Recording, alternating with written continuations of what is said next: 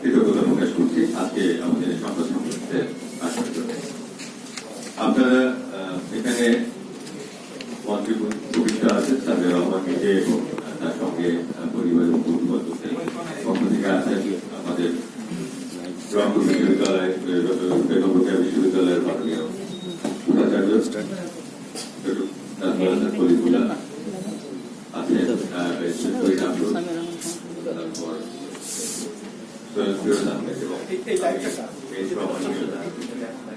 আমাদের সবার পক্ষে আমরা সাবির রহমানের পরিবার আমাদের সঙ্গে আছে। তো আপনারা সবাই আজকে বিষয়টাতে অবগত যে কি বিষয়ে কি কারণে আপনাদেরকে এখানে আমন্ত্রণ জানানো হয়েছে। এই বিষয়ে নিশ্চয়ই বিশদ আলোচনা করবেন আমাদের সাবির রহমান নিজে এবং তার সঙ্গে বাকি বিষয়গুলি নিয়ে এখানে বাকি যারা আছেন তারা তাদেরকে বলবেন। আমাদের শুধু একটি কথা, আমরা সত্যটাই বলবো, আমরা যারা এখানে যাই বলবো সত্যটাই বলবো। এখানে 2017 সালে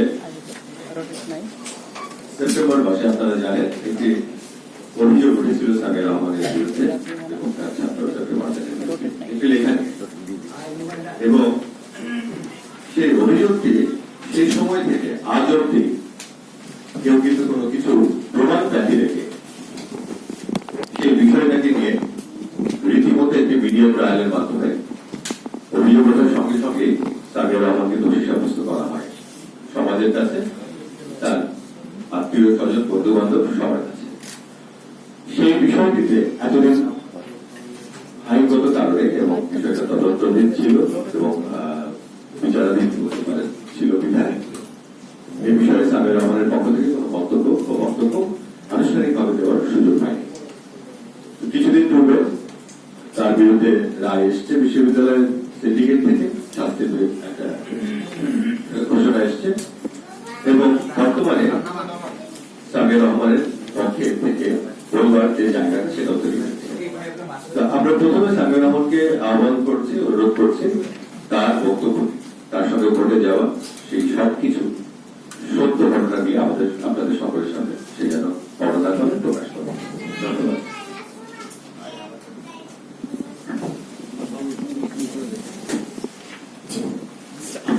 চলে যাই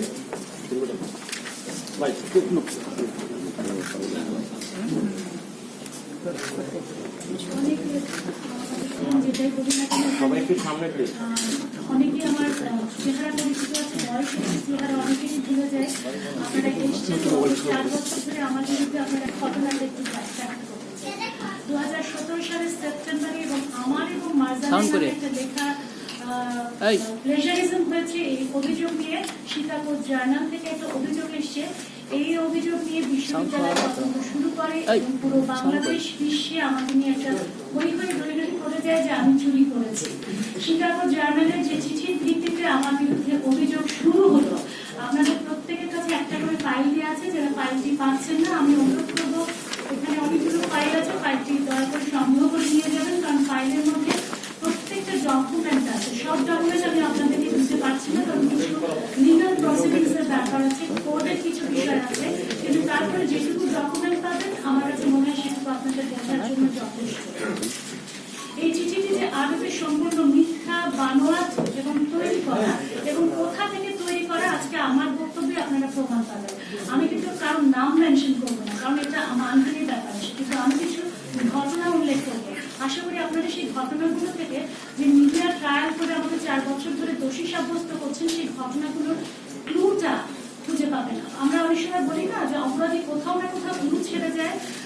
যখন কেউ বিপদে পড়ে বা তাদের যে অন্যায়ভাবে দোষারোপ করা হয়, অনেক সময় সে দিশে হারা হয়ে যায়, কি কেন হচ্ছে, কি হচ্ছে, আমি তো ধরনের অন্যায় করিনি। কিন্তু যখন মানুষ আসলে বুঝতে পারে যে অন্যায়টা কোথা থেকে সূত্রপাত হচ্ছে, তখন সে শক্ত হয়। আমি সেই শক্ত হয়ে আপনাদের কাছে এসেছি। আমি ভেঙে পড়িনি কখনোই। আমি জানি অন্যায় ঘটেছে, ন্যায় বিচার পাইনি, আমি ন্যায় বিচারের জন্য আপনাদের কাছে আজকে এসেছি। চিঠিটি যে মিথ্যেভাবে তৈরি করা, আপনারা প্লিজ আপনাদের কাইন্ডলি ফাইলটা দেখুন। ফাইলে চিঠিটি সংযুক্ত করা আছে অ্যালেক্স মার্টিনের নামে। শিকাগো জার্নালের এডিটর ফ্রেড ওয়াকার নিজে আমাকে লিখে জানিয়েছেন অ্যালেক্স মার্টিন বলে শিকাগো জার্নালে কেউ নেই। আপনারা শিকাগো জার্নালের ওয়েব পেজে যান, গুগলে সার্চ করলে ওয়েব পেজ পাবেন, সেখানে ক্রেগ ওয়াকারের নাম পাবেন, সেখানে তিনি যে মিডিয়া চ্যানেলের প্রেসিডেন্ট, শিকাগো জার্নালের ফাউন্ডার এবং এডিটর, সেটা আপনারা নিজেরাই প্রমাণ পাবেন। সেই লিঙ্কে ক্লিক করলে আমার চিঠির সাথে আমার সেই চিঠির সাথে আপনারা সেটা মিল খুঁজে পাবেন। শিকাগো জার্নালে অ্যালেক্স মার্টিন বলে কেউ নাই। দ্বিতীয়ত শিকাগো জার্নাল এই চিঠি পাঠায়নি বলে তারাই দাবি করছে। তাহলে চিঠিটি তৈরি করলো কে? আপনারা চিঠিটার বিসিসি অংশটা দেখেন। আপনারা যদি মেইল আদান প্রদান করে থাকেন বা যদি ভুলেও যেয়ে থাকেন, আজকে অফিসে যে প্লিজ কাইন্ডলি মেইল আদান প্রদান করেন। একজন চিঠির রিসিভার কখনো মেইলের বিসিসি অংশ দেখতে পারে না, এটা অসম্ভব ব্যাপার। আপনারা কাউকে বলেন আপনাদেরকে মেইল করতে, সেখানে আপনারা বিসিসি দেখতে পারেন কিনা। চিঠিটি সেন্ডার শুধুমাত্র বিসিসি দেখতে পারে। এই চিঠিটিতে ভাইস চ্যান্সেলর যদি রিসিভার হন, তাহলে তিনি কিভাবে বিসিসি দেখতে পাচ্ছেন? ভাইস চ্যান্সেলরের রিসিভার হতে বিসিসি দেখতে পারার কথা না, শুধুমাত্র সেন্ডার হলে তিনি বিসিসি দেখতে পাবেন। আপনারা কাইন্ডলি দেখুন মেইলটি কোথা থেকে প্রিন্ট আউট হয়েছে। একটা নেটওয়ার্কের মধ্যে যখন অনেকগুলো কম্পিউটার থাকে, কোথা থেকে প্রিন্ট আউট করে, কিন্তু প্রিন্ট আউটের অ্যাড্রেসটাও ডান দিকে উপরে উঠে চলে যায়। সেটা কোথা থেকে প্রিন্ট আউট হয়েছে, বিসিসি তে কার নাম আছে, এবং রিসিভার হিসেবে বিসিসি ভাইস চ্যান্সেলরের মেইলটা পাচ্ছেন। এটা কেমন করে সম্ভব আপনারা নিজেরা খুঁজে বের করবেন। আপনাদের কাছে আমার অনুরোধ, আজকে অফিসে যে আপনারা প্রত্যেকে মেইল নিজেরা আদান প্রদান করে দেখুন যে রিসিভার হিসেবে আপনারা বিসিসি দেখতে পান কিনা। ভাইস চ্যান্সেলরের তাহলে কি এই মেইলটি রিসিভার? আপনারা খুঁজে বের করুন। চতুর্থত, প্রত্যেকটা বিদেশি জার্নাল এবং ইউনিভার্সিটি কখনো ব্যক্তিগত মেইল থেকে এই ধরনের মেইলের অফিসিয়াল মেইলের আদান প্রদান করে না। অ্যালেক্স মার্টিন যে মেইলটি ব্যবহার করেছেন সেটি তার ব্যক্তিগত মেইল, এবং গুগল অ্যাকাউন্টে এই মেইলের কোনো অস্তিত্ব নাই। এই মেইলের কোনো অস্তিত্ব গুগল অ্যাকাউন্টে নাই। এটা টেম্পোরারি ভাবে তৈরি করা হয়ে সাথে সাথে বন্ধ করে দেওয়া হয়েছে। শিকাগো জার্নালের নিজস্ব ওয়েব পেজে যান, তাদের ডোমেইন দেখুন, তার সাথে এই অ্যালেক্স মার্টিনের ডোমেইনের মিল আছে কিনা খুঁজে দেখুন। এমনকি ট্রাইব্যুনালের সদস্য ডক্টর জিনাত হুদা নিজে গণমাধ্যমকে জানিয়েছেন তারা এই অ্যালেক্স মার্টিনের চরিত্রটি তাদের কাছে সন্দেহজনক মনে হয়েছে।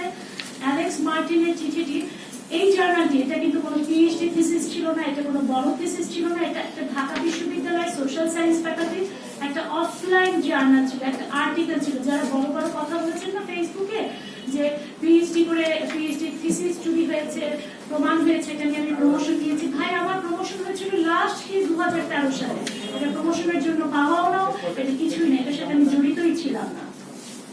যে ট্রাইব্যুনালের কথা বলছিলাম, ট্রাইব্যুনাল বলছে অ্যালেক্স মার্টিন চরিত্রটি সন্দেহজনক এবং একটা অফলাইন জার্নাল, ঢাকা বিশ্ববিদ্যালয়ের জার্নালটি অফলাইন জার্নাল শিকাগো জার্নালের কাছে পৌঁছায় কেমন করে? নিশ্চয়ই পাখা মেরে উঠে যায়নি, কেউ না কেউ পাঠিয়েছে, এবং সেই কেউ না কেউ কারা? আপনারা তো 2017 সালের সেপ্টেম্বরের আগে ঘটনা জানতেন না, জানতেন কারা? নিশ্চয়ই তাদের মধ্যে থেকে কেউ। পঞ্চমত, এই ধরনের অভিযোগগুলো জার্নাল বা ইউনিভার্সিটি কখনো অ্যাডমিনিস্ট্রেটিভ অ্যাসিস্ট্যান্ট হচ্ছে একটা জুনিয়র পোস্ট, একটা ক্লারিক্যাল পোস্ট, তাদের পক্ষে এই ধরনের মেইল আদান প্রদান করা অসম্ভব ব্যাপার। যারা আমেরিকায় আছেন, আমার নিজের তুলাভাই আছেন, তারাই বলেছেন যে, এবং আমি বাইরের সকল বিশ্ববিদ্যালয়ে খোঁজ নিয়েছি, এই ধরনের কাজগুলো করে ডিন অফিস বা প্রফেসররা। এমনকি ডক্টর জিনাত হুদা ট্রাইব্যুনালের মেম্বার, তিনিও এই প্রশ্নটি করেছেন। আপনারা কাইন্ডলি রিপোর্টগুলো দেখে নিন। একটা মিথ্যা চিঠির উপর ভিত্তি করে তদন্ত হলে, শাস্তি দেওয়া হলে, আপনারা বলুন এটা কি ষড়যন্ত্রমূলক নয়, উদ্দেশ্য প্রণোদিত নয়? আজকে আপনাদের অফিসের নিউজ এডিটরের কাছে, সিএনএর কাছে যদি একটা চিঠি আসে, একটা মেইল আসে যে আপনি কারো কাছ থেকে টাকা দাবি করেছেন, কাউকে হুমকি ধমকি দিয়েছেন, এবং সেই প্রেক্ষিতে আপনাকে শাস্তি দিয়ে চাকরিচ্যুত করা হয়, সেটি কি অন্যায় নয়? সেটি কি ষড়যন্ত্র নয়, উদ্দেশ্য প্রণোদিত নয়? আমি কেন গত 4 বছর ধরে কথা বলিনি, কেন 4 বছর পর বলতে এসেছি? আমি বিশ্ববিদ্যালয়ের প্রশাসনের হুমকি ধমকির মধ্যে ছিলাম, প্রচন্ড হুমকি ধমকির মধ্যে ছিলাম। আমাকে বলা হয়েছিল তদন্তাধীন বিষয়ে কথা বললে সেটা বিশ্ববিদ্যালয়ের শৃঙ্খলা ভঙ্গের অভিযোগে আমি অভিযুক্ত হবে, আমাকে চাকরিচ্যুত করা হবে। বিভিন্ন শিক্ষক দিয়ে আমাকে এটা বলা হয়েছে। 2019 সালে আমাকে চাকরি ছাড়ার জন্য যে পরিমাণ প্রেশার দেওয়া হয়েছে, বলা হয়েছে যেন আমি স্বইচ্ছায় চাকরি ছেড়ে যাই। এমনকি চাকরি ছাড়ার একটা ড্রাফট আমার বিভাগের জার্নাল কাছে, আমাদের যে চেয়ারপারসন, তার কাছে আমি এটা পাঠিয়েছিলাম। পরে 1 মাস পর মনে হলো আমি যদি এখন চাকরি ছেড়ে দিই তাহলে অন্যায়টাকে মেনে নিয়ে চাকরি ছেড়ে দিব। আমি কেন চাকরি ছাড়বো? আমি প্রমাণ করবো যে আমি অন্যায় করিনি এবং ডকুমেন্ট সব আমার পেপারে আছে। যে লেখাটি আমি লিখিনি, আমি জমা দেইনি, আমার কাছ থেকে লেখা কোনো জমা দেওয়ার কপি বা রিভিউয়ারের কপি আমার কাছে আসেনি, সেই লেখাটিকে কেন আমি আমার বলে দাবি করব? গবেষণার আইডিয়া দেয়া আর গবেষণা করা এক বিষয় নয়। আপনাদের নিউজ এডিটররা আপনাদের প্রতিদিন অজস্র আইডিয়া দেন না? সেই আইডিয়াটা কি লেখা হিসেবে প্রকাশ হয়ে যেতে পারে? অবশ্যই না। আইডিয়া আর গবেষণা এক বিষয় না। এমনকি তদন্ত কমিটি, যে তদন্ত কমিটি দীর্ঘ 4 বছর ধরে মিডিয়া ট্রায়াল করে প্রত্যেকটা মিটিং এর পর আপনাদেরকে ডেকে ডেকে আমার বিরুদ্ধে এত বিষোদ্গার করেছেন, তারা পর্যন্ত আমার বিরুদ্ধে কোনো দালিলিক প্রমাণ দাখিল করতে পারেননি। তারা বলেছেন কে লেখা জমা দিয়েছে, কে রিভিউ করেছে, তার দালিলিক প্রমাণ অস্পষ্ট। অথচ মারজান তদন্ত কমিটির কাছে লিখিতভাবে স্বীকারোক্তি দিয়েছে, জবানবন্দি দিয়েছে, সেই জমা দিয়েছে, সেই রিভিউ করেছে। এটা তার অনিচ্ছাকৃত এবং অনভিজ্ঞতা বশত ভুল। এর জন্য সে সরি প্রকাশ করেছে। আপনারা কাইন্ডলি বিশ্ববিদ্যালয়ের ডিসির কাছে ট্রাইব্যুনালের রায়ের কপিটি চান, সেখানে এই সমস্ত বিষয়গুলো বিশদভাবে ব্যাখ্যা করা আছে। আপনারা কাইন্ডলি বিশ্ববিদ্যালয়ের ডিসির কাছে এই অ্যালেক্স মার্টিনের সফট কপিটি দেখতে চান। যদি তিনি রিসিভার হয়ে থাকেন তার তো ডিসি দেখতে পারার কথা না, তাহলে সেন্ডারটা কে? দেখুন, একটা বিশ্ববিদ্যালয়ে চাইলে যে কেউ লেখা জমা দিতে পারে না। আপনাদের পত্রিকায় যে কেউ লেখা জমা দিতে পারবে না। এর জন্য একটা নিয়ম আছে, প্রসিডিউর আছে। প্রথমত লেখাটা ডিন অফিসে স্বাক্ষর সহ লেখকদেরকে জমা দিতে হয়। স্বাক্ষর এবং সফট কপি পাঠাতে হয়, হার্ড কপি পাঠাতে হয়। তারপর সেই লেখাটা যায় হচ্ছে এডিটোরিয়াল বোর্ডের কাছে। আপনারা কি জানেন এই এডিটোরিয়াল বোর্ড 2017 সালের আগে কোন রকম কোনো সভাই করেনি 2-3 বছর? তাহলে কার সিদ্ধান্তে লেখাগুলো প্রকাশিত হচ্ছে? এডিটোরিয়াল বোর্ড লেখাটি দেখে যাচাই বাছাই করার পর সেটা পাঠায় রিভিউয়ারের কাছে। রিভিউয়ার যদি মনে করে মেজর বা মাইনর সংশোধনযোগ্য বা বাতিল, তাহলে সেটা সে কমেন্ট করে আবার এডিটোরিয়াল বোর্ডের কাছে পাঠায়। এডিটোরিয়াল বোর্ড এটা পাঠায় অথরের কাছে। অথর সেটা সংশোধন করে রিভিউয়ারের নির্দেশ মতো সংশোধন করে তারপরে সেটা যায় আবার এডিটোরিয়াল বোর্ডের কাছে। এডিটোরিয়াল বোর্ড যদি দেখে রিভিউয়ার ঠিক মতো সংশোধন করেছে, তারপরে লেখাটি ছাপা হয়। এই পুরো প্রসিডিউরের মধ্যে লেখা জমা দেওয়া থেকে ছাপানো পর্যন্ত আমার কোনো দালিলিক প্রমাণ নেই। আমার কোথাও জমা দেওয়ার, আমার কাছে লেখা আসার কোন রকম প্রমাণ তদন্ত কমিটি পর্যন্ত দিতে পারেনি। এডিটোরিয়াল বোর্ডও আমাকে কোন রকম ভাবে কোনো মেইল দেয়নি। ট্রাইব্যুনাল নিজে বলেছে ন্যায় বিচার হয়নি, তারা এই ধরনের সুপারিশ করেনি, তারা কোনো রায় দেয়নি। ট্রাইব্যুনালের আহ্বায়ক ডক্টর রহমতুল্লাহ নিজে গণমাধ্যমকে জানিয়েছেন, তিনি নিজে গণমাধ্যমকে জানিয়েছেন কামিয়ারা প্লেজারিজম করেনি, এটা ন্যায় বিচার হয়নি, ন্যায় বিচারের পরিপন্থী। ট্রাইব্যুনালের সিদ্ধান্ত সিন্ডিকেট চাইলে লঘু করতে পারে, মওকুফ করতে পারে, কিন্তু ট্রাইব্যুনালের সিদ্ধান্তের বাইরে যে হার সিদ্ধান্ত দিলে এটা ন্যায় বিচারের পরিপন্থী হয়। ডক্টর রহমতুল্লাহর বক্তব্যটা, গণমাধ্যমে দেওয়া বক্তব্যটা আপনাদের কাছে আমি সংক্ষিপ্ত হিসেবে দিয়ে দিলাম, এটা আমার কোনো বক্তব্য নয়। ট্রাইব্যুনাল তো রিভিউয়ার এবং এডিটরের শাস্তির সুপারিশ করেছিল, সিন্ডিকেট কেন এই বিষয়টি কৌশলে এগিয়ে গেল? যে এডিটোরিয়াল বোর্ড 2017 সালের আগে কোন সম্পাদকদের নিয়ে সম্পাদনা পরিষদের কাউকে নিয়ে কোন রকম সভা করেনি, তারা তো সম্মানী পান, তারা তো ফ্রি কোনো লেখা দেখে দেন না, তারা সম্মানী নিয়েছেন, তারা কোন রকম বোর্ডে সভা বসেননি। আমার কাছে রিভিউয়ারের কোনো কপি পাঠানো হয়নি, আমার কাছ থেকে কোনো কিছু জমা নেওয়া হয়নি, হার্ড কপি হোক সফট কপি।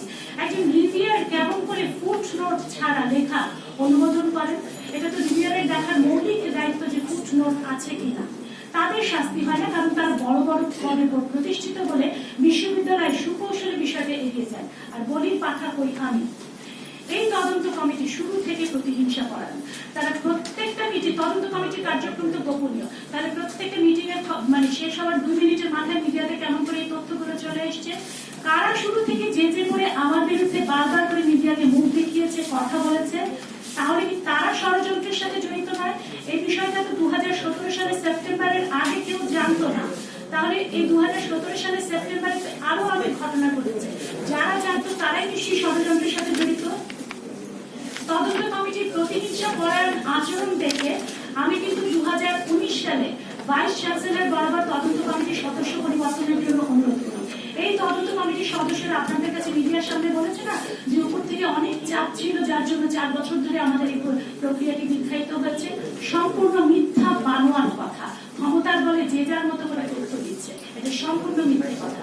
বরং আমি 2019 সালে ভাইস চ্যান্সেলর বরাবর একটা মেইল দিয়েছিলাম যে এই তদন্ত কমিটির 2 জন সদস্যকে পরিবর্তন করুন, কারণ এটা তদন্ত দীর্ঘায়িত করছে, কারণ এরা আমার বিরুদ্ধে মিডিয়াতে তদন্ত শেষ হবার আগে নানা রকম শাস্তির সুপারিশ করছেন, নানা রকম ব্যাখ্যা বিশ্লেষণ করছেন। ভাইস চ্যান্সেলর বিষয়টি অগ্রাহ্য করলেন, আমি বলবো গ্রাহ্যই করলেন না। এই বিষয়টি তদন্ত কমিটির পর স্ক্রুটিনি করার দায়িত্ব দেওয়া হয়েছিল বিশ্ববিদ্যালয়ের আইনজীবী মেজবাউদ্দিনকে। তিনি বলেছেন এটা প্লেজারিজম না, এটা সাইটেশন এরর, লেখকদেরকে সতর্ক করে দেওয়া। ট্রাইব্যুনাল বলছে এটা মেথডিক্যাল এরর, এটা প্লেজারিজম না। তাহলে সিন্ডিকেট কার সুপারিশে, কোন ষড়যন্ত্রের ভিত্তিতে এই ধরনের সিদ্ধান্ত নিল? প্রতিহিংসার বিশ্ববিদ্যালয়ের শিক্ষক রাজনীতির নোংরামির চরম শিকার হয়েছে আমি। এই ঘটনাটি সূত্রপাত ঘটে আসলে আমি বললাম না আরো অনেক আগে, 2016 সালের নভেম্বরে আমি যখন আমেরিকা যাচ্ছিলাম আমার বোনের হাজবেন্ডের মৃত্যুর খবর পেয়ে তাৎক্ষণিকভাবে আমি চলে যাচ্ছিলাম। তখন এয়ারপোর্টে আমার কাছে ফোন আসে ডিন অফিস থেকে, আপনার এবং সৈয়দ মাহফুজুল হক মারজানের একটা লেখার হার্ড কপি এবং সফট কপি আমরা হারিয়ে ফেলেছি। আমি খুব অবাক হলাম প্রথমে যে একটা লেখার হার্ড কপি এবং সফট কপি একই সাথে হারায় কেমন করে বলুন তো, এটা কি সম্ভব? একটা লেখার হার্ড কপি এবং সফট কপি একই সাথে মিসিং হয়? আমি এবং তারপরে বড় ব্যাপার, আমি কোনো লেখা সাম্প্রতিককালে ডিন অফিসে জমা দেইনি। আমি মারজানকে তাৎক্ষণিকভাবে এয়ারপোর্টে বসেই ফোন দিই। মারজান আমাকে বলে 2015 সালে তাকে আমি অনেকগুলো আইডিয়া দিয়েছিলাম, 13, 14, 15 সালে। দেখুন আমার স্টুডেন্টরা যখনই আমার কাছে আসে চাকরি চাই, আমি চাকরি মারজানকে আমি একাত্তরে চাকরি দিয়েছিলাম। আমার অনেক স্টুডেন্টকে আমি চাকরি দিয়েছিলাম, যারা এখন ফেসবুকে অনেক বড় বড় কথা বলছে, সেরকম অনেক স্টুডেন্টকে 21 টেলিভিশন, এনটিভি, 71, দেশ টিভি, এমনকি এই যে সাম্প্রতিককালে নিউজ 24, আমার অজস্র স্টুডেন্ট সেখানে কাজ করছে, আমি চাকরি দিয়েছিলাম। মারজানকে যখন আমাকে সে বলেছিল যে ম্যাডাম আপনার সাথে কি লিখতে পারলে আমার জন্য লেকচারের হওয়াটা সুবিধা হয়, আমি বলছি ঠিক আছে লেখো, আমার কোনো সমস্যা নেই। এমনকি প্রথম আলোর প্রতি চিন্তায় যখন একটা লেখা আমি লিখে জমা দিচ্ছিলাম, তখন যখন মারজান আমাকে রিকোয়েস্টটা করলো, তখন আমি প্রথম আলোকে বললাম যে আমার সাথে আমার স্টুডেন্টের নামটা জুড়ে দেন। তখন তারা বললো কেন, লেখাটা তো আপনি লিখেছেন, পুরো আপনি করেছেন।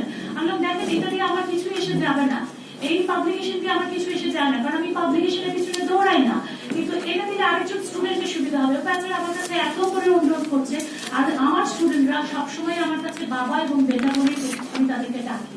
একজন স্টুডেন্ট যখন আমার কাছে অর্থ সাহায্য চায়, আইডিয়া চায়, যখন আমার কাছে চাকরি চায়, প্রত্যেককে আমি সাহায্য করে এসেছি আমার যতটুকু ক্ষমতার সঙ্গে।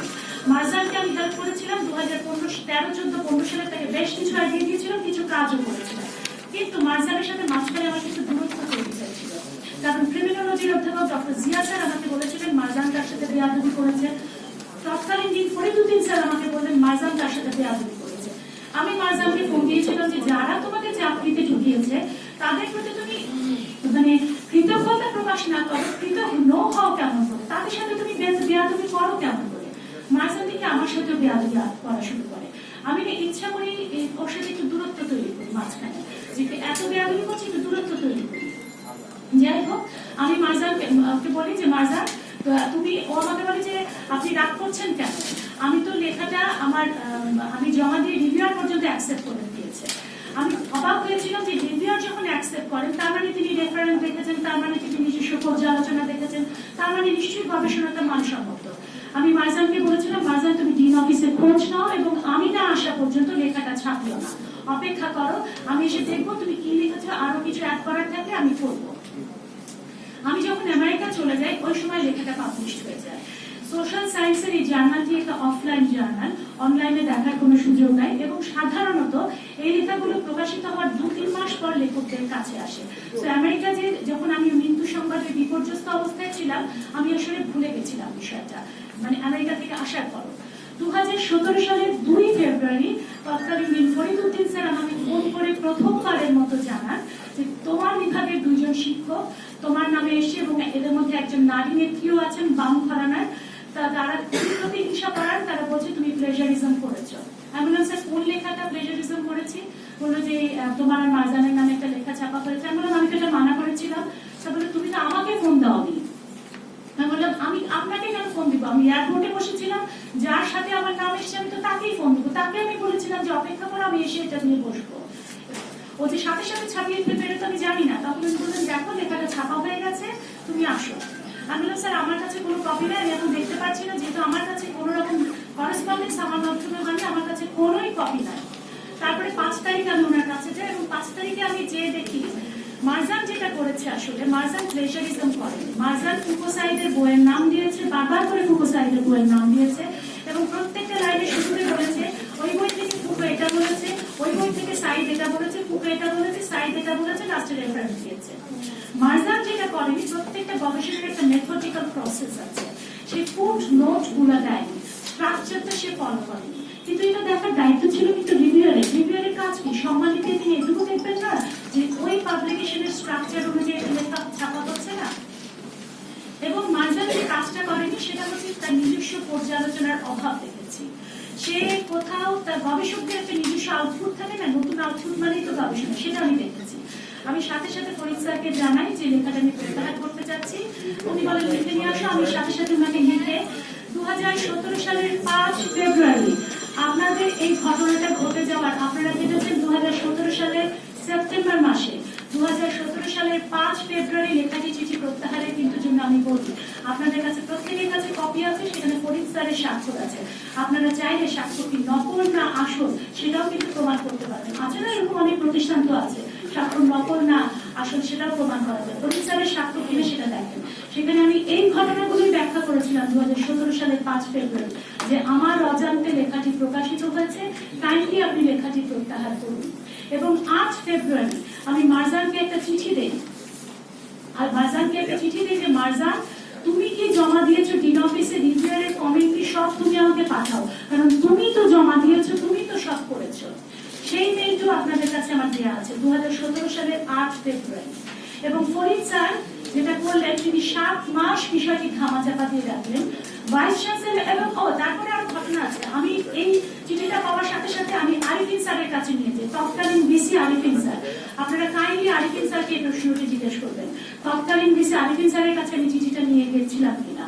আরিফিন স্যার লেখাটি দেখে বললেন এটা প্লেজারিজম না, এটা সাইটেশন এরর, তুমি এখনই ফরিদকে বলো এটা সিন্ডিকেটে তুলতে। আমি ফরিদ স্যারের কাছে আবার আসি, ফরিদ স্যার বলেন তুমি তো প্রত্যাহার করে নিয়েছো, আবার কেন সিন্ডিকেটে তুলতে হবে? আর তোমার ডিপার্টমেন্টে 2013 সালে একজন সিনিয়র মহিলা শিক্ষক এ ধরনের কাজ করেছিলেন, তিনি প্রত্যাহার করেই তো এটা মওকুফ হয়ে গেছে। আমি ফরিদ স্যারকে বললাম যে স্যার আপনি তারপরে করেন, দুষ্টু প্রকৃতির মানুষ থাকতে পারে, তারা ভবিষ্যতে এটা নিয়ে সমস্যা করতে পারে। উনি বলেন কোনো দরকার নেই, তুমি প্রত্যাহার করে নিয়েছো। আমি আরিফিন স্যারের কাছে আবারও যাই, স্যার বলতে বলি যে স্যার ফরিদ স্যার সিন্ডিকেটে তুলতে চাচ্ছেন না। তখন উনি বলেন উনি যদি প্রত্যাহার করে থাকেন তাহলে তার কোনো সমস্যা নেই। আর উনি যদি